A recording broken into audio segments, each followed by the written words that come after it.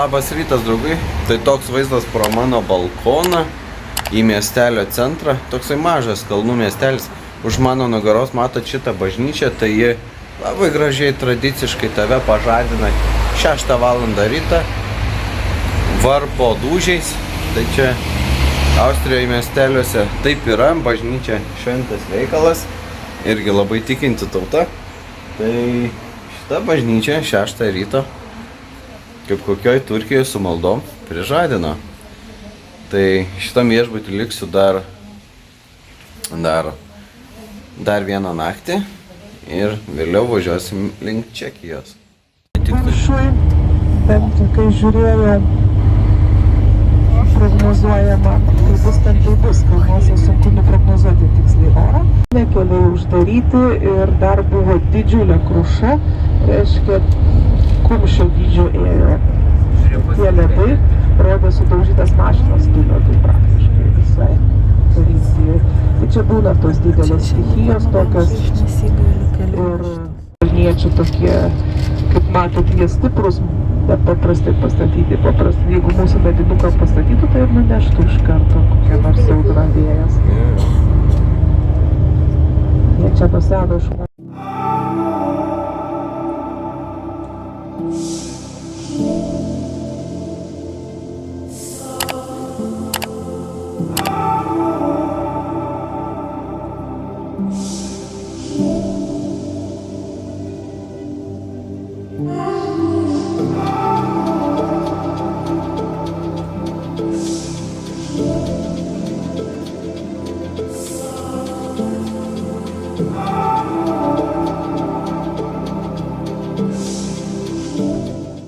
Sustojimas kalnuose, esam debesyje, aplink pilka,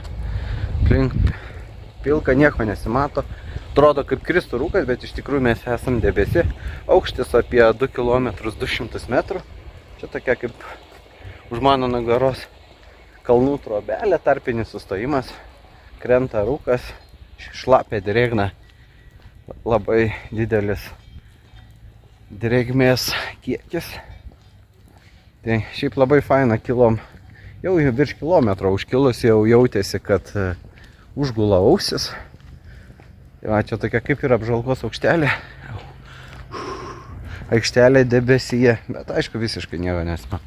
Rūkas, pilka, aišku dar rankas ištiesus matai, bet labai geras vaizdas. Čia kilom tokio aukštų panoraminių kelių. Atrodo jis labai siauras kalnais, tai vietom nejauku, kai apačioj žiūri ten beveik 2 km, šlapia baisu. Tai va, tokios kaip apžvalgos aikštelės, aukštai ant kalnų. Tai yra 2 km. Ir va čia ko galim rasti, tokie informaciniai plakatai, augalai kokie auga augmenija, tai va visos. O čia va yra viršukalnės, aukščiausia Austrių Alpių viršukalnė yra, matau, čia ką galima rasti, čia šiaip nepavaizduota, bet aukščiausia yra apie 3 km 700 metrų. Tai va, praktiškai prie to sustojimo krašto va, galiu prieiti. 2 km 200 metrų. Na ką? Tęsim kelionę toliau. Paskutinis taškas šio apžvalgos kelio mokamo 2 km 500. Ir kokiam aukštyje esame va. Mes esame 2 km 300 su aukščiausiais mūsų pasaulio statiniais. Tai esame, vat, pavyzdžiui, už žmogų šitą viršukalnė yra 1384 kartais aukštesnė. Už Paryžiaus Eifelio bokštą 7,5 karto aukštis, va, 2 km. Matot, tokius aparatus, kur pasižiūrėjus pro juos galima pamatyti tam tikras viršūnės esančias, va, pavyzdžiui, 3 km aukštyje, 2, tai čia tokie specialūs aparatai padaryti.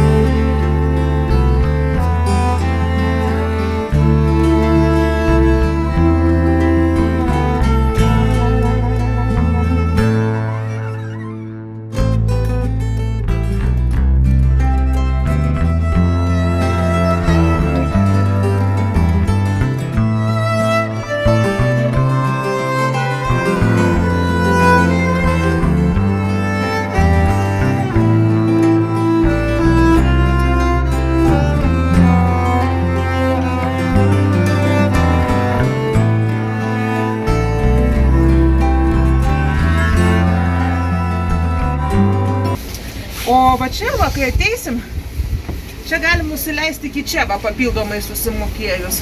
O visos parodos, viskas va čia va yra.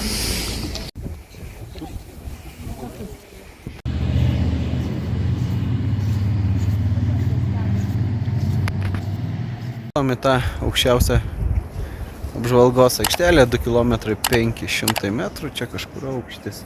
Ir už mano nugaros, jeigu žiūrit, per debesis šiaip netaip atsidengia aukščiausia viršukalnė.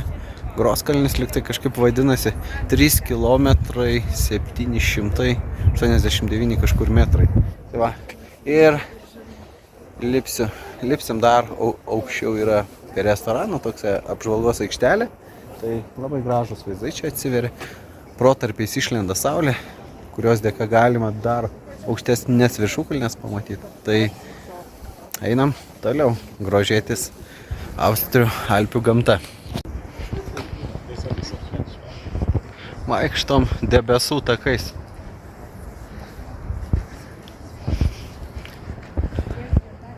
Ranka pasiekimi debesis. Nepaprasto grožio vaizdai. Aukščiausia viršukalnė, 3 km 700 su viršų metrų. 12 seconds later. It was at this moment that he knew. He fucked up. Pastebėjau, kad čia staigių judesių neverta daryti. Oro šiek tiek trūkumas jaučiasi. Ir jeigu staigius judesius padarai, pradeda svaigti galva. Atrodo, saulės nėra, vien debesis, bet be saulės akinių būti praktiškai neįmanoma. Prisimerkęs turi būti, tai saulės akiniai labai kalnuose gelbsti. Aišku, prieini prie apžvalgos aikštelių, vien debesis nieko nesimato, tai geriausia Austrijos Alpė šiaip važiuoti birželio pirmoji pusėje iki joninių, tada patys gražiausi Alpėse orai būna. Tai yra didelė galimybė, kad pateksime ant saulėto gražaus oro.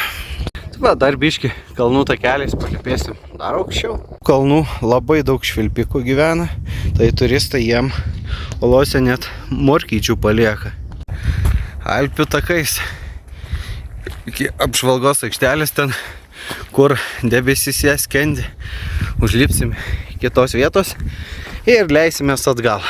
Sutikom būrį švilpikų, skaniai graužia morkytės, jie yra čia kaip graužikai, vos nekenkėjai.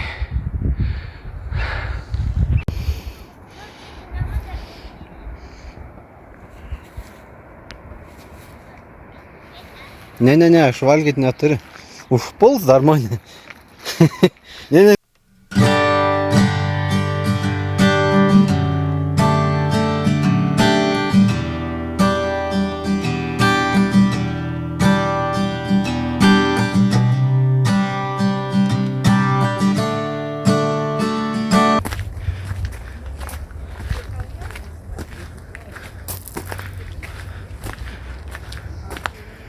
Lipsim dar ir ten.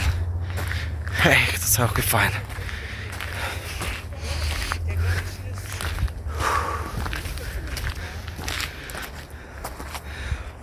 Šituose kalnuose galima rasti kristalų, Svarovskio kristalų, tai čia yra netgi Svarovskio muziejus ir netgi dekoracijos. Šitos, va, matot, irgi iš Svarovskio kristalų padarytos. Visas apšnerkšnyjau baltai. Va, visas. Ir barzda, ir kelnės, viskas. Užėjo toks debesis, pilka, matomumas max 20 metrų. Labai smagu. Leidžiamės žemyn link aikštės.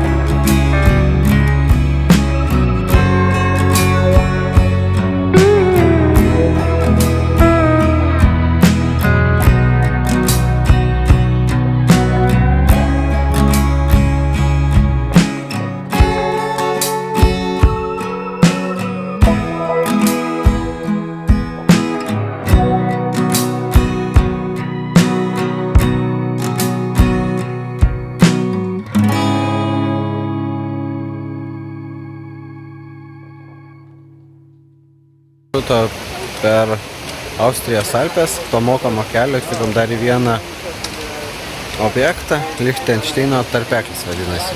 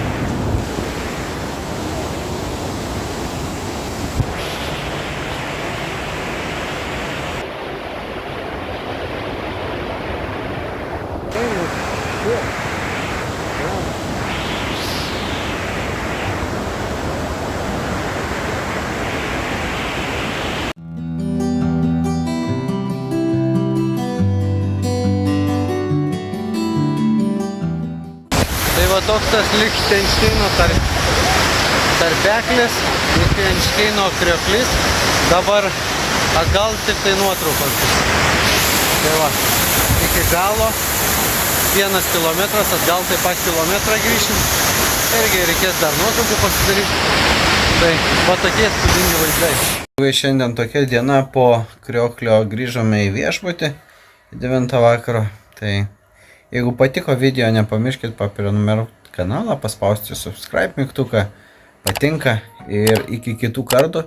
Rytoj beje irgi visai nebloga diena nusimato, su keltuvu pasikelsim į dar vieną viršūnę, pasivaikščiosim dar po vieną gražų Austrijos miestelį ir keliausime namo link Čekijos.